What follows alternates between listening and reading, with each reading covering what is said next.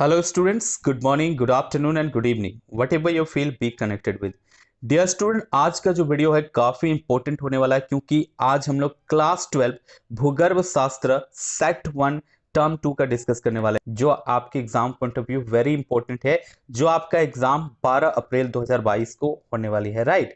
तो dear student, जेक board की तरफ से कोई भी ऑफिशियली सेट अभी तक जारी नहीं किया गया है, जिस वजह से स्टूडेंट्स को काफी ज्यादा दिक्कतों का सामना करना पड़ रहा है। ये जो सेट है डियर स्टूडेंट, एक्सपर्ट्स के द्वारा स्पेशली बनाया गया है आप लोग के लिए, जो 100% एग्जाम्स में आने की संभावना है, राइट।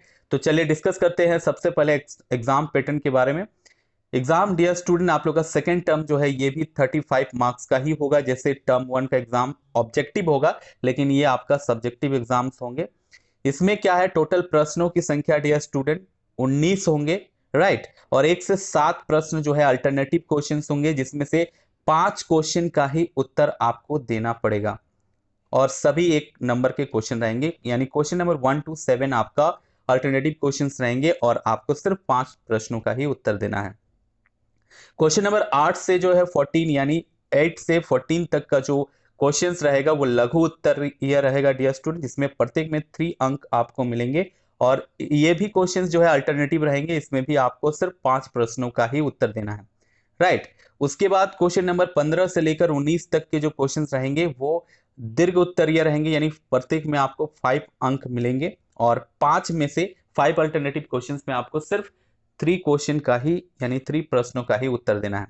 तो आते हैं सबसे पहले डियर स्टूडेंट सेक्शन ए में, जिसमें हमारे 5 प्रश्नों का ही उत्तर हमें देना है और प्रत्येक प्रश्न में हमें 1-1 नंबर मिलेगा, लेकिन इसमें आपको 7 अल्टरनेटिव क्वेश्चंस मिलेंगे, आपको 7 में से सिर्फ 5 प्रश्नों का ही उत्तर देना है, राइट। बहुत सारे ऐसे स्टूडेंट गलती कर बैठते हैं, 7 के सातों का आंसर दे देते हैं, लेकिन 7 के सातों का आंसर नहीं देना है, सिर्फ 5 प्रश्नों का ही सेक्शन ए में आपको आंसर देना है, राइट।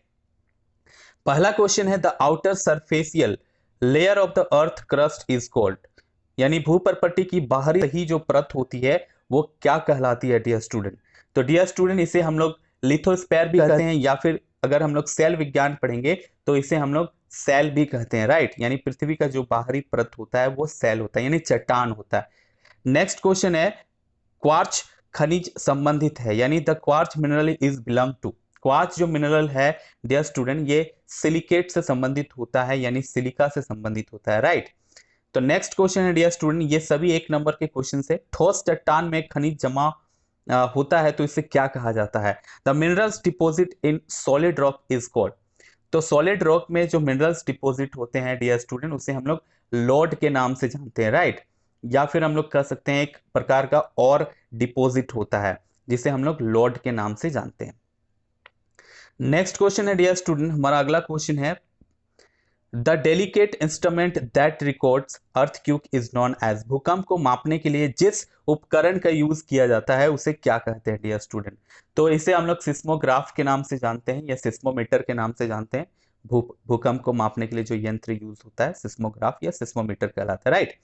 नेक्स्ट क्वेश्चन है, give an example of igneous rock, आग्नेय चट्टान का एक उदाहरण दीजिए। तो आग्नेय चट्टान का उदाहरण हमारा ग्रेनाइट है। ग्रेनाइट जो होता है अग्नि चट्टान का एक बहुत ही इंपॉर्टेंट एग्जांपल है, आप ग्रेनाइट लिख सकते हैं। नेक्स्ट है हमारा, what is the phenomenon of sliding down of soil and rocks blocks called, मृदा और सेल खंडों के नीचे खिसकने की घटना को क्या कहते हैं डियर स्टूडेंट। तो इसे हम लोग भूस्खलन या लैंडस्लाइड भी कहते हैं, भूस्खलन या फिर लैंडस्लाइड। तो ये 7 में से आपको 5 क्वेश्चंस का उत्तर देना है। सेक्शन बी में हमारा 3 मार्क्स के क्वेश्चन 5 को आपको आंसर देना है, यानी यहां पर भी आपको 7 अल्टरनेटिव क्वेश्चंस मिलेंगे।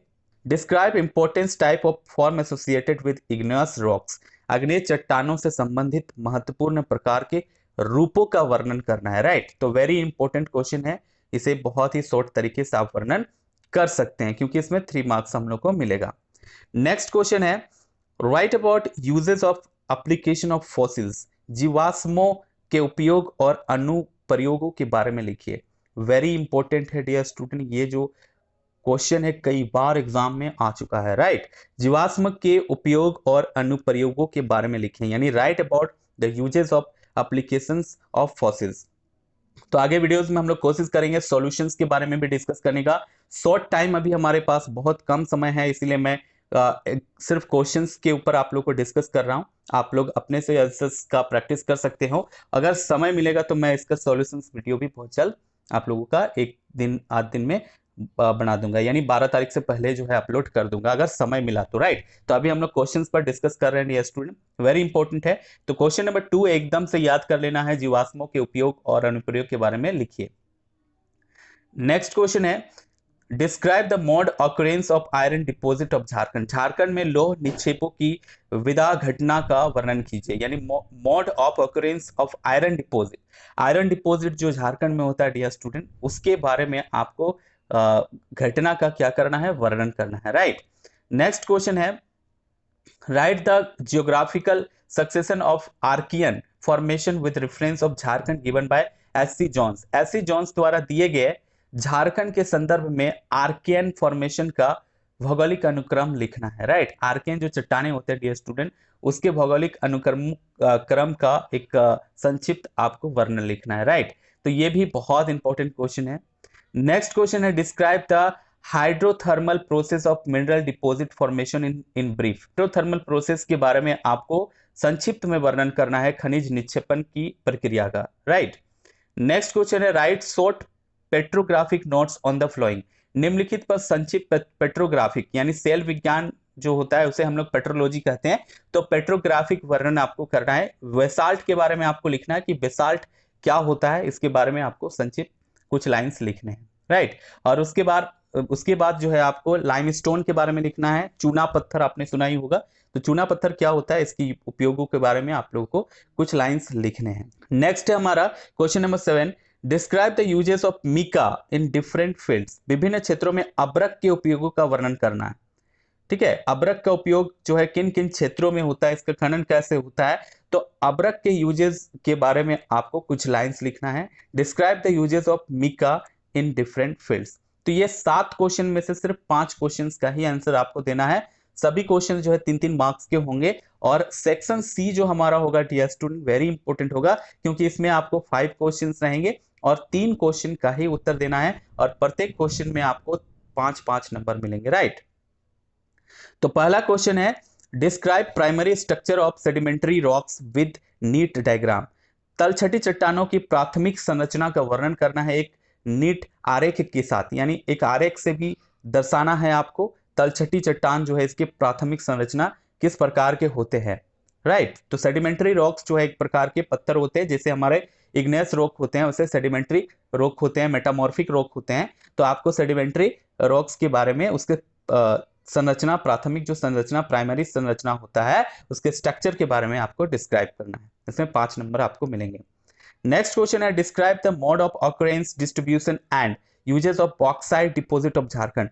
वेरी इंपॉर्टेंट डियर स्टूडेंट, ये क्वेश्चन बहुत इंपॉर्टेंट है, कई बार एग्जाम में आ चुका है। झारखंड के बॉक्साइट निक्षेप के घटना, वितरण के तरीके और उपयोगों का वर्णन करें, ठीक है। तो बॉक्साइट जो होता है डियर स्टूडेंट, ये झारखंड में किस तरह से निक्षेप किया जाता है, इसके बारे में आपको डिस्क्राइब करके लिखना है, राइट। तो इसे आप देख लो, बहुत ज्यादा इंपॉर्टेंट क्वेश्चन है। नेक्स्ट है हमारा, describe morphological features of Branchiopoda with neat diagram. Also write about geographical history of Branchiopoda. यानी ब्रांचीपोडा जो होता है डियर स्टूडेंट, जो जीव होता है, उसकी रूपात्मक विशेषताओं का स्वच्छ आरेख सहित आपको वर्णन करना है। और ब्रांकीपोडा जो होता है, या ब्रांचीपोडा कहेंगे या ब्रांकीपोडा कहेंगे, दोनों एक ही बात है, राइट। कि भौगोलिक इतिहास के बारे में भी लिखना है कि ये इसकी उत्पत्ति किस तरह से होती है।